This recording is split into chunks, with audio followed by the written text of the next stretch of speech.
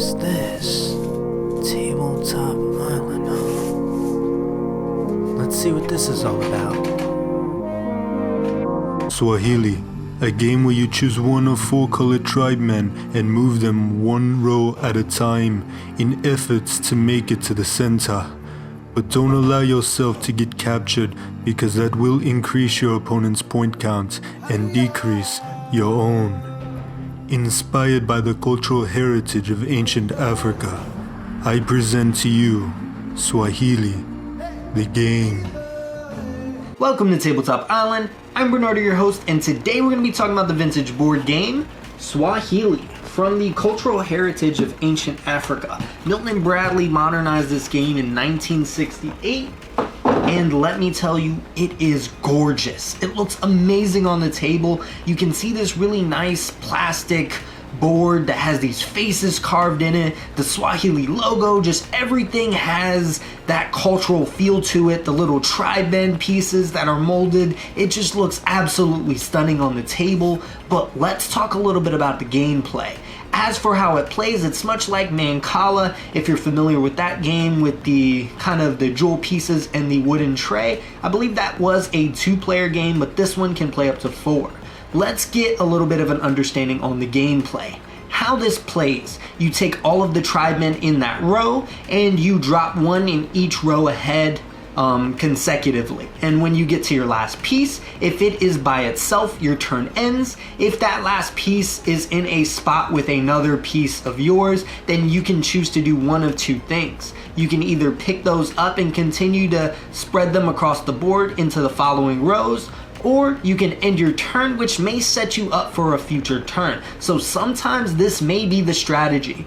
Now, one thing that I've learned in this game is that with 2 players, it almost feels solved. I almost feel like I end up in the same situations each time, and that isn't so fun. But in the 3 to 4 player game, that's really where this game excels. Now, when you get to the kind of circular section of the board, then this is where things get interesting. If you have a piece by itself and your opponent is dropping pieces down and the last piece they drop ends on a spot, on a ring spot that has one of your opponent's pieces, then you can capture that. But there can only be 1, so if there is 2 in that row, then you will not capture any. But if there's 1 of each opponent, that still counts as 1 and you can capture both of them.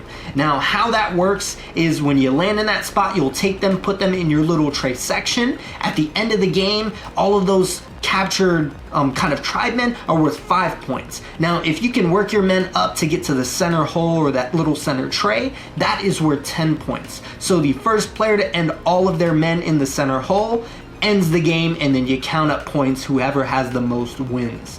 Now, the gameplay is rather simple, but you can understand a little bit that with the more players and the capturing, there's a lot more variety and a lot more strategy to the game, because you have to make that decision as to whether or not this person is worth trying to avoid, or if letting your men get captured is a better plan overall, because it'll allow you to capture more men later, or it'll allow you to advance with some of your other pieces.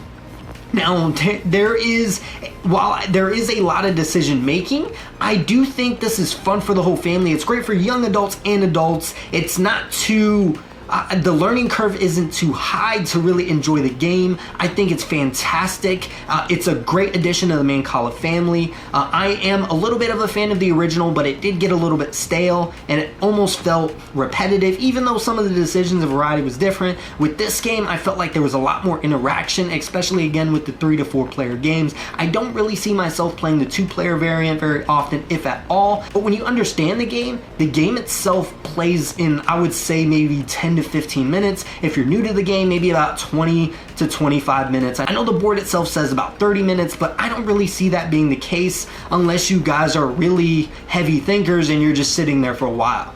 But honestly, the game's extremely straightforward and I am a big fan of it. I actually picked this up for about $15, so it was very cheap for me. If you find a good deal and this is the kind of game for you, I highly recommend it. I think it's extremely affordable for a game that looks not only this gorgeous, but has a lot of kind of strategy to it for such a simplified game.